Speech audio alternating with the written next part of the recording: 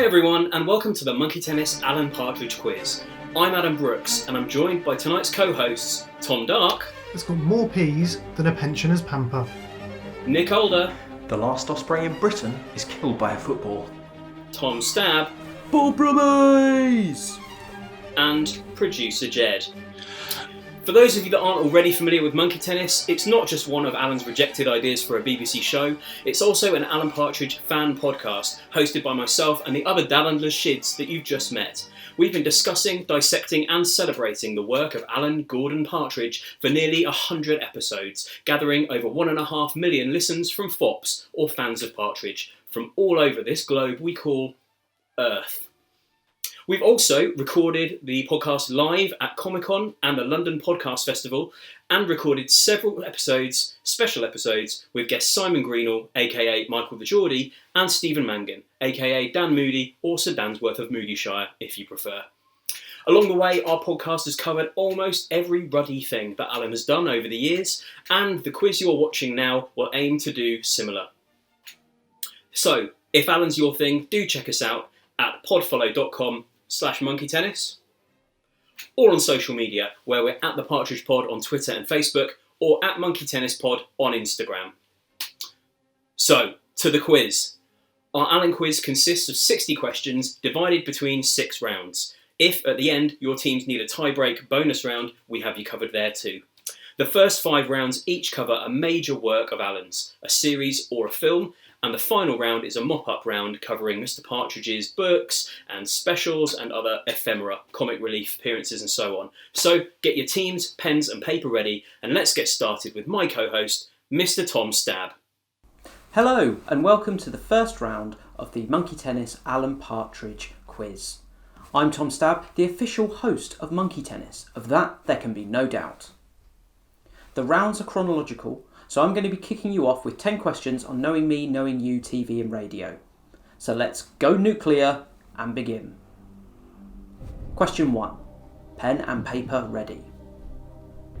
What unfortunate act does a horse commit during the first segment on the first episode of Knowing Me, Knowing You TV?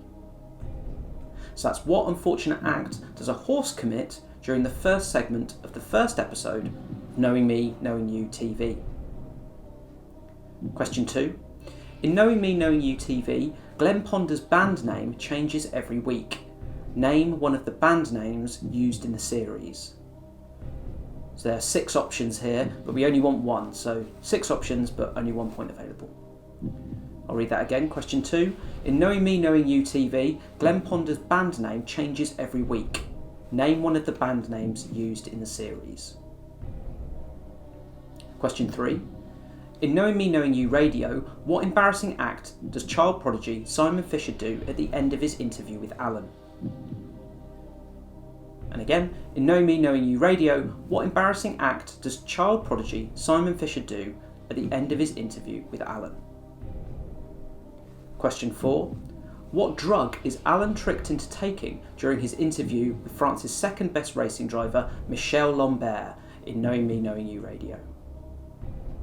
So what drug is Alan tricked into taking during his interview with France's second best racing driver, Michel Lambert, in Knowing Me, Knowing You radio? Question 5. Which famous guest fails to appear on episode 1 of Knowing Me, Knowing You TV? Hopefully you should get this one. I'll read that again. Question 5. Which famous guest fails to appear on episode 1 of Knowing Me, Knowing You TV? Question 6. What word is used to describe Alan's show by a fictional newspaper reviewer? So what word is used to describe Alan's show by a fictional newspaper reviewer?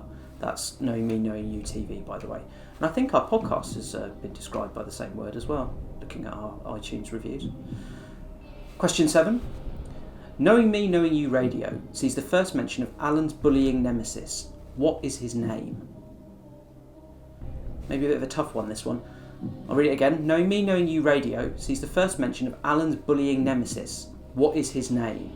It's been mentioned a few times over the years in various Partridge output. Question 8. Episode 5 of Knowing Me, Knowing You Radio was broadcast from which American city?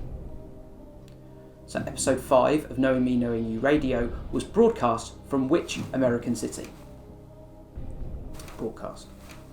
Obviously it wasn't really broadcast in real life. Question 9. Which London-born actress appeared in Knowing Me, Knowing You TV shortly before her real-life Hollywood big break? That's which London-born actress appeared on Knowing Me, Knowing You TV shortly before her real-life Hollywood big break. And finally for this round, question 10. When Knowing Me, Knowing You TV heads to Paris, Alan has 4 distinct fashion styles. Name one of them. So yeah, 4 distinct fashion styles. We just want one, so 1 point available for this. So I'll read it again. When Knowing Me, Knowing You TV heads to Paris, Alan has 4 distinct fashion styles. Can you name one of them? So there we go. Round 1 done, 10 questions. Hopefully you got answers to all of them. I'll be back in a second with the answers. Okay, let's crack on with the answers right away. Let's see how you did. Question 1. What's the unfortunate act that the horse commits? It does a big poo on stage. We learned from the DVD commentary that was completely unplanned, so it's pretty amazing that they managed to keep a straight face and finish that segment. Question 2. In Know Me, Knowing You TV, Glenn Ponder's band name changes every week. Name one of the band names. So 1 point if you got any of the following.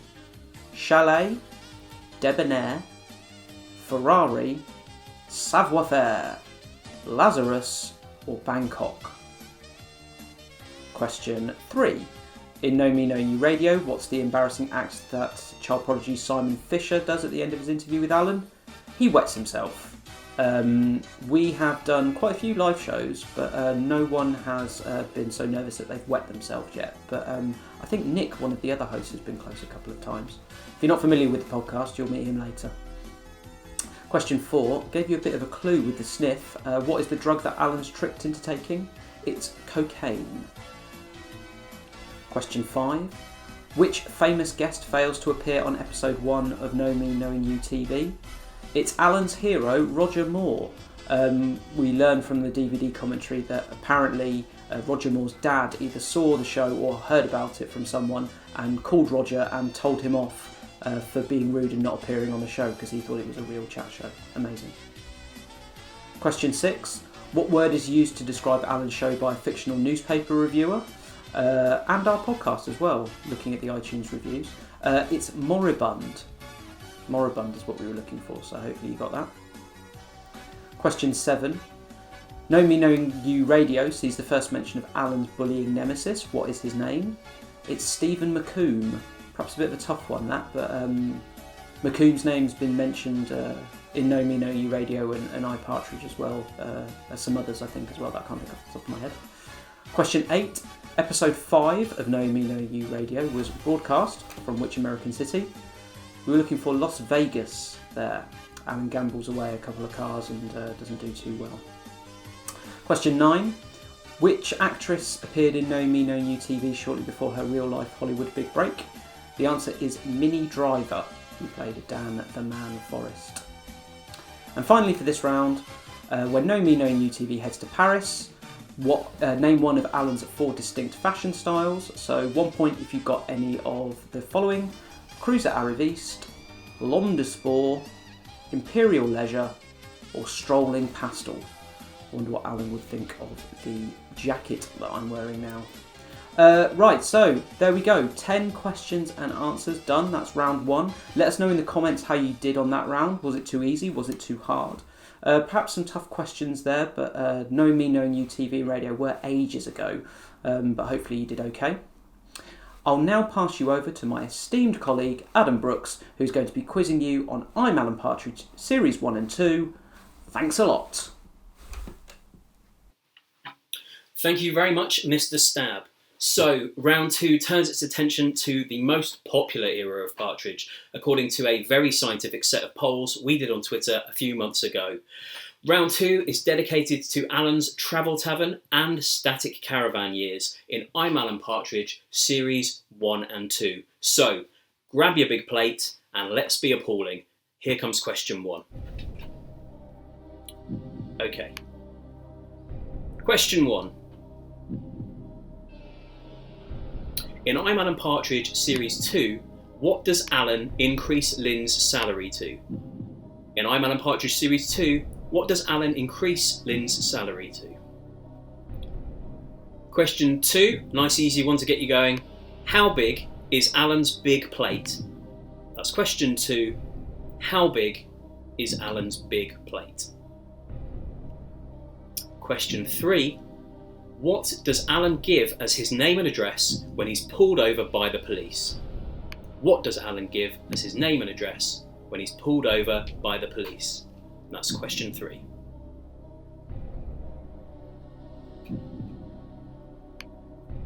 Question 4.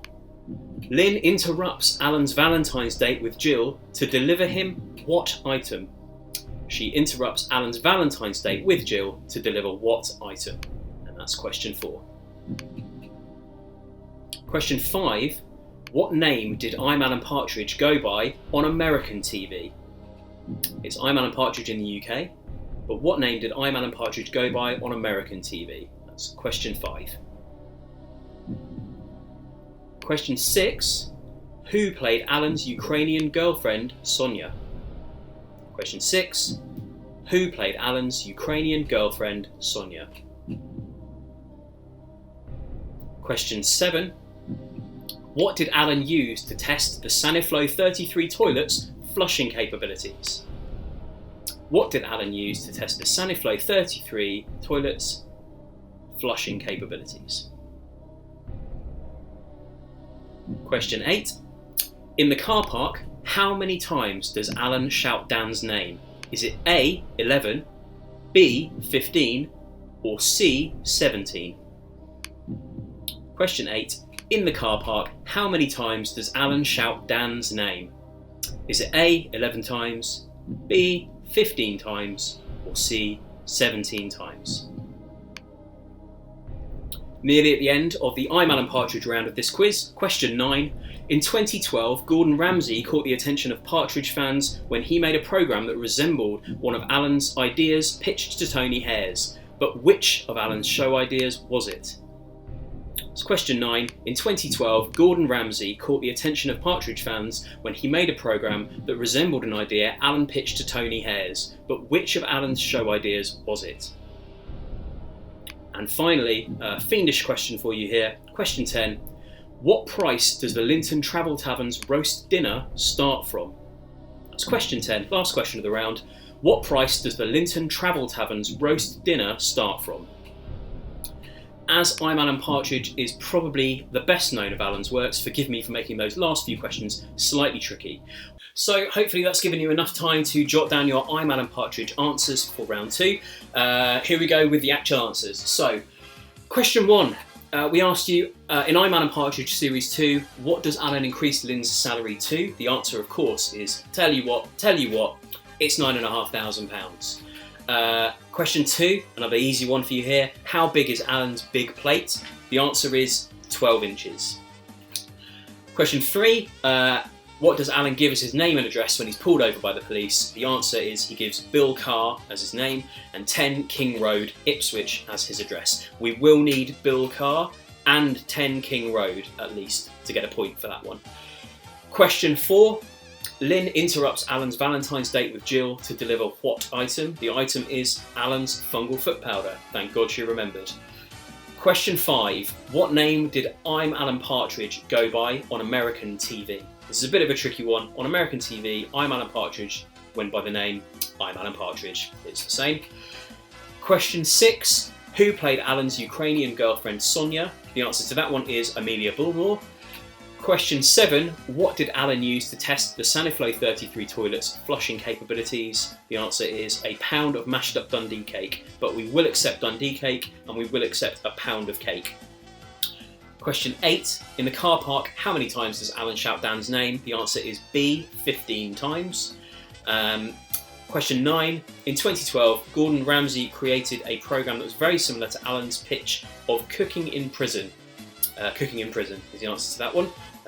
He made it a reality where Alan sadly couldn't. And finally, question 10. What price does the Linton Travel Tavern's roast dinner start at? And the answer to that is £4.25. It's not actually mentioned in the script, but there is a big sign on the outside of the Travel Tavern, so eagle-eyed Partridge fans, hopefully a few of you got that one right.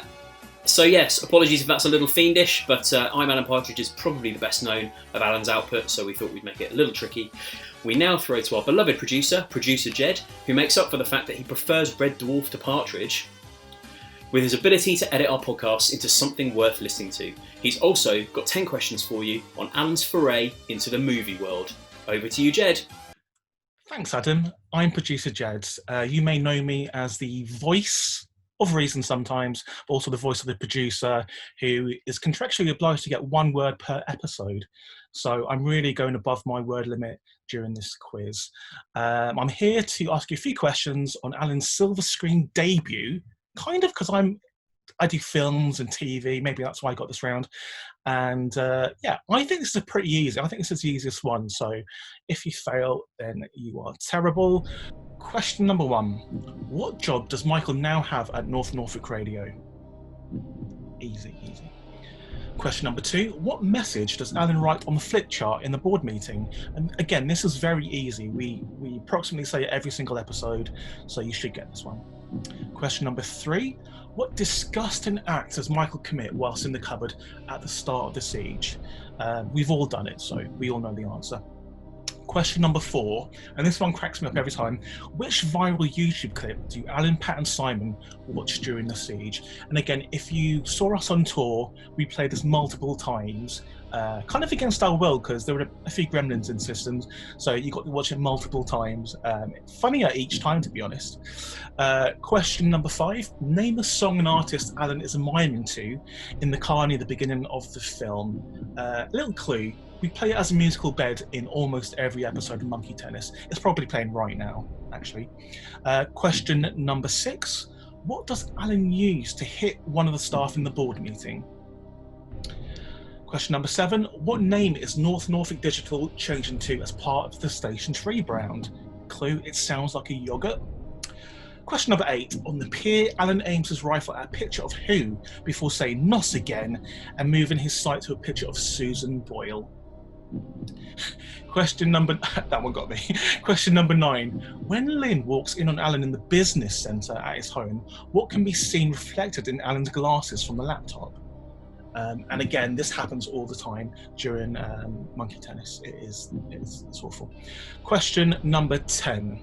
Which band does Alan describe as soft rock cocaine enthusiasts when introing their song on air? Accurate. It's accurate. On to the answers. And here are the answers. The answer to question 1, which was what job does Michael now have at North Norfolk Radio? The answer is security guard. The answer to question 2, which was what message does Alan write on the flip chart in the board meeting? This one's obvious. It's just sack Pat. We do accept just sack Nick as well. Yeah, Miguel's just said. This is Miguel, by the way. 3, what disgusting act does Michael commit whilst in the cupboard at the start of the siege? The answer is he does shit in a box. We've all shit in places that we shouldn't, so please don't judge. Question number 4, which was which viral YouTube clip do Alan, Pat and Simon watch during the siege? The answer is Fat Woman Falls Down Hole, one of the funniest videos on the internet. I think you'll agree. The answer to question 5, which was name the song and artist Alan is miming to near the beginning of the film. Yep, it's Roachford Cuddly Toy. You do get half a point for each of those, so half a point for Roachford, half a point for Cuddly Toy. Miguel is counting that. 6, what does Alan use to hit one of the staff in the board meeting? The answer is his driving gloves. But if you say gloves, yeah, give yourself a point for that. 7 was what name is North Norfolk Digital changing to as part of the station's rebrand? The answer is Shape. The answer to question 8, which was on the pier, Alan aims a rifle at a picture of who before saying "not again" and moving his sight to a picture of Susan Boyle. The answer is obviously JFK. We would accept President JFK. 9, when Lynn walks in on Alan in the business centre at his home, what can be seen reflected in Alan's glasses from the laptop? If I was wearing glasses now, you'll see the same thing. The answer is boobs. 10. What band does Alan describe as soft rock cocaine enthusiasts with an intro in their song on air? One of the best bands of all time, Fleetwood Mac. And that's all 10 questions. Let us know how you got on in the comments below. It is always nice to have some bodily functions in the quiz, I feel, especially when they're poo related.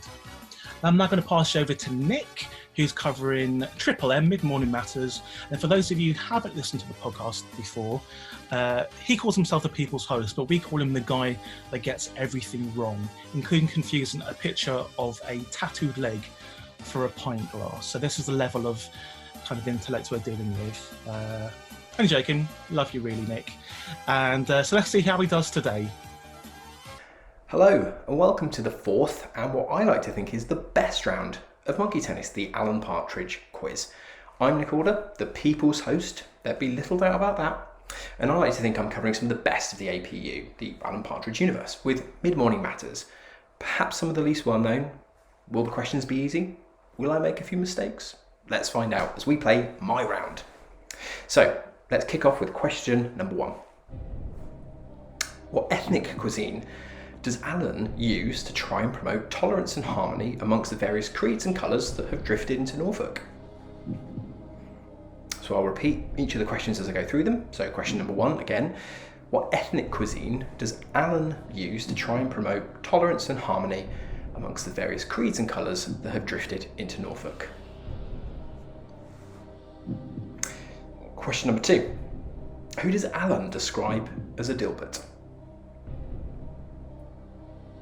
So question number 2 for you. Who does Alan describe as a Dilbert? Question number 3. What do we learn is Dave Clifton's real name? So, what do we learn is Dave Clifton's real name? And question number 4. Alan and Simon go out for brunch, lunch, blunch? Simon has Thai fish cakes, but what does Alan eventually recall that he had? So question number 4. Alan and Simon go out for brunch, lunch, blunch? Simon has Thai fish cakes, but what does Alan eventually recall that he had? Question number 5. In a focus on cycling feature, Alan is joined in the studio by cycling instructor Jim Jones. But what was the fluid administered by the Reverend Jim Jones in the Jonestown Massacre in 1978 to just under 1,000 men, women and children? So question number 5 for you. In a focus on cycling feature, Alan is joined in the studio by cycling instructor Jim Jones. But what was the fluid administered by the Reverend Jim Jones in the Jonestown Massacre in 1978 to just under 1,000 innocent men, women and children? Question number 6. What was the name of the character Julian Barrett plays in Mid-Morning Matters Series 2? So that's question number 6. What was the name of the character Julian Barrett plays in Mid-Morning Matters Series 2?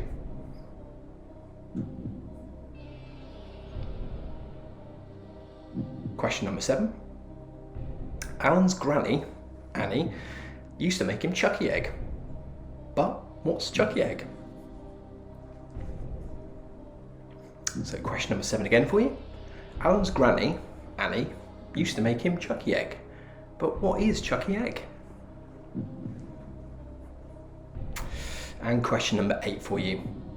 What does Alan believe Simon Le Bon means in French? So that's question number 8. What does Alan believe Simon Le Bon means in French? And question number 9. What band is Alan referring to here? There's no point yelling at that large spotted cat who's dragging the lifeless body of the apprentice zookeeper across the compound. He won't be able to hear you. He's a... So that's question number 9 again for you. What band is Alan referring to here? There's no point yelling at that large spotted cat who's dragging the lifeless body of the apprentice zookeeper across the compound. He won't be able to hear you. He's a... And then finally, question number 10 for you. What film does Alan attempt to book cinema tickets for via the automated phone booking service? So question number 10, your final question in this round. What film does Alan attempt to book cinema tickets for via the automated phone booking service? Okay, I'm here to give you the answers to round number 4, so let's crack on. So question number 1, we asked you what ethnic cuisine does Alan use to try and promote tolerance and harmony amongst people of Norfolk? The answer was Japanese. I didn't get it. So question number 2, who does Alan describe as a Dilbert? The answer was Fred West. I could not remember that for the life of me, but the answer was Fred West for who does Alan describe as a Dilbert. Question number 3, we asked what Dave Clifton's real name was, and the answer was Tom Barrington. Who knew? Not me, but the answer was Tom Barrington for question number 3. Question number 4, when Alan and Simon go out for brunch, lunch, Simon has Thai fish cakes, and we asked what Alan had when he eventually recalled it was kippers. So the answer for question number 4 was kippers. If you didn't get it, don't worry, I didn't get it either, so it's all good. Question number 5, we're looking for the fluid administered by the Reverend Jim Jones. It was poison Kool-Aid. Poison Kool-Aid. I was so close, but I didn't quite get it, but hopefully you did. So that's the answer for number 5. And then moving on to question number 6, we asked for Julian Barrett's character name. Now he had quite a few character names in the episode, but he's credited as Blackbird Goodbrook. Don't fret if you didn't get it, I was thinking of something completely different, but Blackbird Goodbrook is the answer we're looking for. I think we probably will accept Blackbird, but either Blackbird or Blackbird Goodbrook. Question number 7, when we asked what Chucky egg was, the answer is egg and butter chopped in a bowl. And then question number 8, for what did Alan believe Simon Le Bon means in French, the answer is of course Simon the Good. I was so close on this one, but just off by a hair's breadth. So the answer for question 8, Simon the Good. Question number 9, when we were asking for the band that Alan was referring to, the answer was Def Leppard. So the answer for question number 9 was Def Leppard. And then finally for question number 10, that film that Alan is trying to book, I definitely knew this one, it's Inception. So that is that. Hopefully that tested the deepest, darkest depths of your AP knowledge. Remember to let us know how you're getting on in the comments, or perhaps just write down over and over. I'll now pass you over to my podcasting colleague, Tom Dark, who will be grilling you on all things this time. Over to you, Tom. Thank you, Nick, and very thank you. Now it's time for round 5. I'll be your host for this round, and I'm sure we can agree the host you've all been waiting for. A better and more sought after broadcaster than the rest of my co-hosts. Anyway, I don't want to get bogged down in all that. It's time to focus on this time, and the time for that is now. Coming up, 10 questions on Alan's most recent BBC appearance, 2019's This Time with Alan Partridge. Join me. Question 1. At the very beginning of episode 1, what is Alan in desperate need of? I'll give you that again. At the very beginning of episode 1, what is Alan in desperate need of? Question 2. Which high-profile BBC presenter does Alan encounter in the lifts at Broadcasting House at the end of an episode? That question again. Which high-profile BBC presenter does Alan encounter in the lifts at Broadcasting House at the end of an episode? Question 3 then. In a VT piece in episode 3, Alan describes himself as feeling lifeless, listless and lost. Why is this? I'll give you that again. In a VT piece in episode 3, Alan describes himself as feeling lifeless, listless and lost. Easy for me to say. Why is this? Moving on to question 4. In episode 4, Alan meets his Irish doppelganger. Can you name him? So that question again, can you name Alan's Irish doppelganger?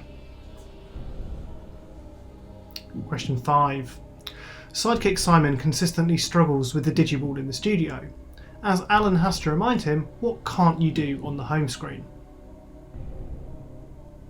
I'll give you that one more time. Sidekick Simon consistently struggles with the digiball in the studio, as Alan has to remind him what can't you do on the home screen.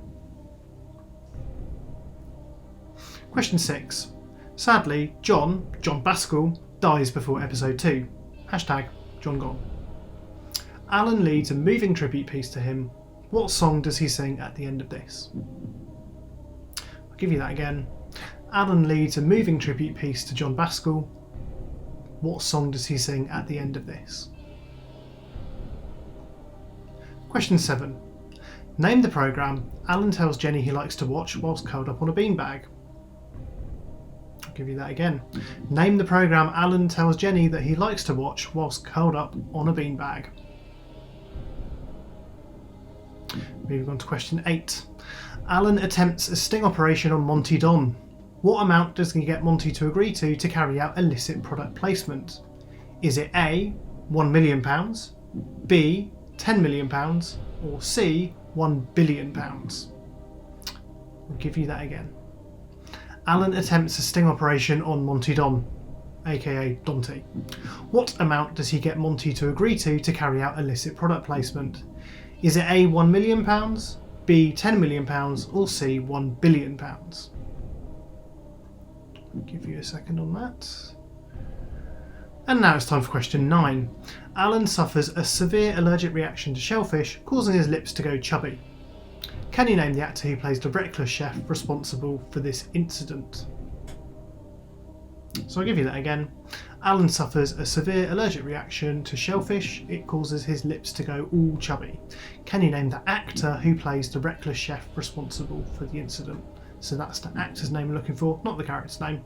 Don't even know if we get a character's name in that bit. And finally for this round, question 10. Lynn and Alan discuss the potential ability of Lynn hosting a programme about jumble sales, but what would Lynn call it? I'll give you that one more time. Lynn and Alan discuss the potential ability of Lynn hosting a programme about jumble sales, but what does Lynn say she would call it? Okay then, here are your answers for round 5, questions on This Time with Alan Partridge. Question 1, at the very beginning of episode 1, Alan is in desperate need of a glass of water. Question 2, the high profile BBC presenter Alan encounters in the lifts is of course Emily Maitlis. In episode 3, Alan is feeling lifeless, listless and lost because he hasn't eaten meat. Something close to that will be an acceptable answer. As long as it's got the lack of meat, we'll take it. Question 4, in episode 4, Alan meets his Irish doppelganger. His name, of course, is Martin Brennan. I won't attempt an Irish accent and reenacting that. Question 5, sidekick Simon consistently struggles with the digiball in the studio. Alan has to remind him, what can't you do on the home screen? You can't swipe the home screen.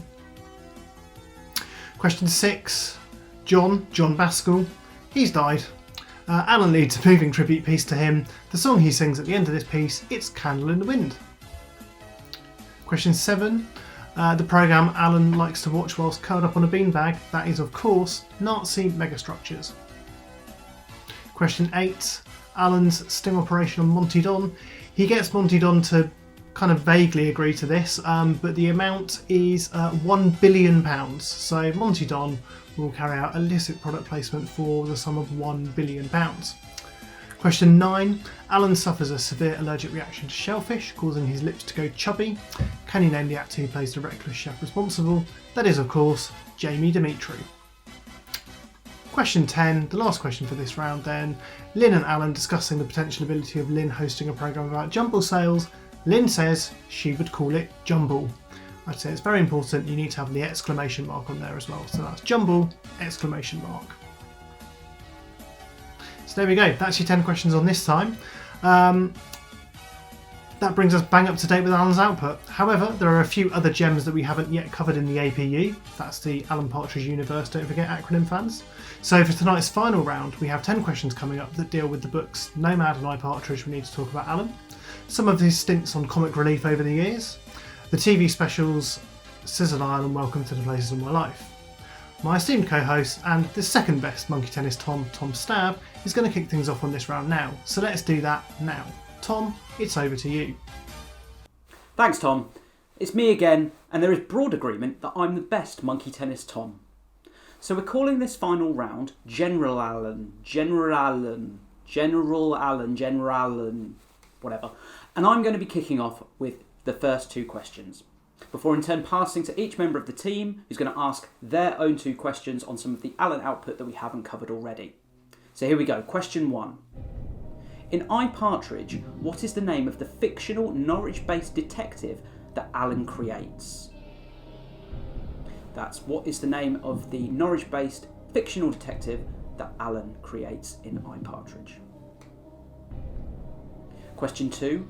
In I, Partridge, which ITV morning presenter does Alan briefly work with during his stint at R Price Radio? So question 2. In I, Partridge again, which ITV morning presenter does Alan work with briefly during a stint at R Price Radio? Question number 3. In the 2019 comic relief sketch, what does Alan fall into when trying to start an impromptu conga of 15 people? So that's question number 3. In the 2019 comic relief sketch, what does Alan fall into when trying to start an impromptu conga of 15 people? Question 4. Name 3 of the Kate Bush songs performed by Alan in his infamous 1999 comic relief Kate Bush medley. So we need 3 of the songs. So I'll repeat that for you. Question number 4. Name 3 of the Kate Bush songs performed by Alan in his infamous 1999 comic relief Kate Bush medley.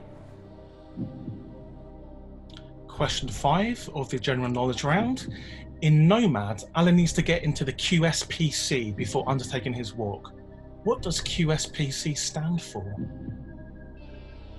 Question 6. In Nomad, which airport does Alan describe as an absolute tit of an airport? And I think we can all agree.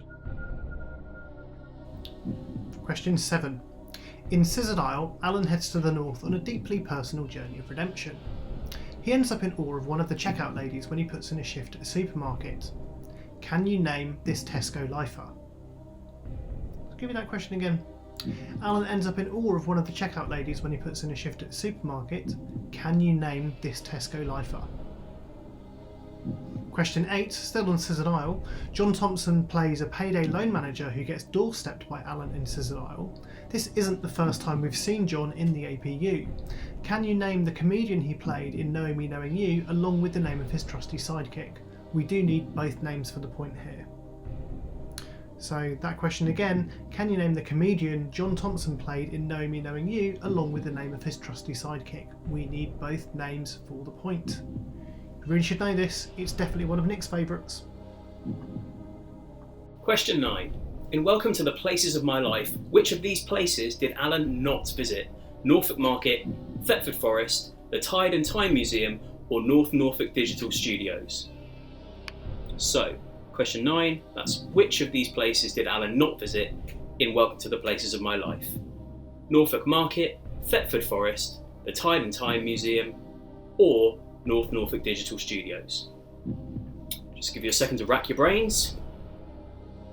And finally, in this final round, question 10, what make of car does Alan test drive around Petersfield in Welcome to the Places of My Life? That's what type of car does Alan test drive around Petersfield in his special Welcome to the Places of My Life? So that concludes the end of this round, and we'll now pop back to a co-host of mine and get cracking on those final sets of answers. Right, so ready for the answers to round 6. General Alan. Yeah. So my 2 questions were question 1. In I, Partridge, what is the name of the fictional Norwich-based detective that Alan creates? It's Swallow. So hopefully you got that. And question 2, what was the name of the ITV morning presenter that Alan works with briefly at R Price Radio? That's Phil Schofield. I wonder if Alan's still waiting for that call from Phil. Okay, now it's time for the answers to my General Alan round. The answer to question number 3. in the 2019 comic relief sketch, what does Alan fall into when trying to organise an impromptu conga? The answer is bins. He falls into some bins, injuring himself. And then question number 4, I asked you to name 3 of the Kate Bush songs performed in Alan's infamous 1999 comic relief special. So you could have had any of the following, but you needed 3. So the answers are Wow, Running Up That Hill, Them Heavy People, The Man with the Child in His Eyes, Wuthering Heights, Don't Give Up, or Babushka. So quickly repeat that. Wow, Running Up That Hill, Them Heavy People, The Man with the Child in His Eyes, Wuthering Heights, Don't Give Up, or Babushka. So you needed 3 of those. So the answers to my general knowledge questions on Nomad. Question 5 was, what does QSPC stand for? And it's quite superb physical condition. And the answer to question 6 in Nomad was, in Nomad, which airport does Alan describe as an absolute tit of an airport? And of course, it's Heathrow. Accurate. Okay, the Scissored Isle questions. Question 7, the answer is of course Tesco lifer Pat Bevan. That's Tesco lifer Pat Bevan. And question 8, John Thompson of course played Joe Beasley with his trusty sidekick, Cheeky Monkey. It's one of our favourites and hopefully it's one of yours too. For question 9, we asked, in Welcome to the Places of My Life, which of these places does Alan not visit? Norfolk Market, Thetford Forest, the Time and Tide Museum, or North Norfolk Digital Studios? The answer was the Time and Tide Museum. It does exist, but he did not visit it in that special. And finally, question 10, what make of car does Alan test drive around Petersfield in Welcome to the Places of My Life? The answer is, of course, Range Rover. I think he does a couple of donuts. So, if we've got a few teams on equal points at the end of that quiz, then there is a tie-break coming up now. What I need you to do for the tie-break is add together the following numbers, and whichever team is closest to the correct total will win. So, add together these numbers. The number of friends Alan tells Peter Baxendale Thomas he has. Add to that the number of nights Alan spends at the Linton Travel Tavern. Then add the number of episodes in total of I'm Alan Partridge. Add to that the number of bedrooms in the house Alan plans to buy in I'm Alan Partridge. And finally, add to that the number of BAFTAs Steve Coogan has won for Alan Partridge, Philomena does not count in this, as of the time of this quiz, June 2020. So the answer's coming up in a minute, so you do the maths in the meantime. I will just quickly run through those again so that you know what you've got to add together. So we're looking for how many friends Alan tells Peter Baxendale Thomas that he has. Then add to that the number of nights Alan spends at the Linton Travel Tavern, the number of episodes of I'm Alan Partridge in total, the number of bedrooms in the house Alan plans to buy in I'm Alan Partridge, and add to that the number of BAFTAs that Steve Coogan won for Alan Partridge as of the time of this quiz. The total's coming up in a minute, so do the maths. And that's our quiz. We hope you've enjoyed yourself and that it's given you something to do when you're unable to go rambling or drinking in beer gardens. If you're an Alan fan that isn't already a Monkey Tennis listener, do take a listen at podfollow.com/monkeytennis, and you too can discover whether it's possible to draw a chalk penis on your own back, whether drenching Bond videos in sunny delight really does ruin them, and the answers to many other pressing questions raised by Alan over the years. So let's go back to that tie-break. Hopefully everyone's had enough chance to jot their answers down. The number of friends Alan tells Peter Baxendale Thomas he has is 104, comparing it to Peter's 100 cows. The number of nights Alan spends at the Linton Travel Tavern is 183 in total. There are 12 episodes of I'm Alan Partridge. The number of bedrooms in the house Alan plans to buy in I'm Alan Partridge is 5, his 5-bedroom bastard house. And Steve Coogan has won 4 BAFTAs for Alan Partridge as of the time of this quiz. For those of you that need the total, the answer when you add them all together is 308. If you've enjoyed the quiz or the podcast, please do consider supporting us by buying us a coffee at ko-fi.com/monkeytennis. Thank you, and very thank you. So from all of us at Monkey Tennis, the Alan Partridge Fan Podcast, thank you for taking part in our quiz. We hope you've had a ruddy good time, and goodbye!